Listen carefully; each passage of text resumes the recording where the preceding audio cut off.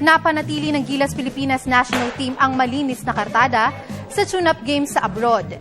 Ito'y matapos na tambakan nila ang ACB selection sa larong isinagawa sa Victoria, Spain noong isang gabi.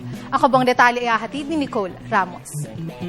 Tuloy ang pananalasa ng FIBA World Cup-bound Gilas Pilipinas sa exhibition games.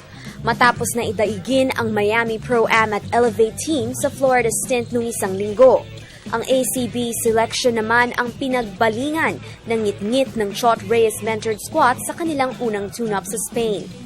At tulad ng inaasahan, sina naturalized center Andre Blatch at star guard Paul Lee ang muling namuno upang inihatid ang Philippine Quintet sa 89-58 lopside win kontra all-star rival na pinangunahan ni Juancho Hernan Gomez.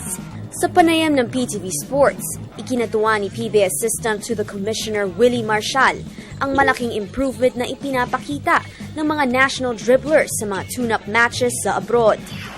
Preparasyon naman talaga yan eh.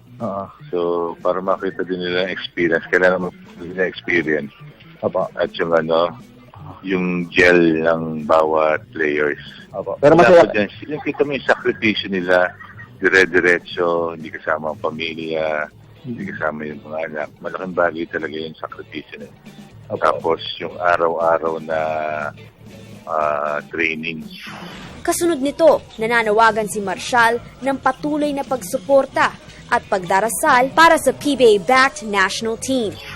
Kahit ano may kahit malalaki pa yan, kahit mga 7-footer yan, talo yan sa dasal. Dasal natin na manalo ang Gilas. At yung silang bumitaw sa suporta ng Gilas, malaking bagay yan.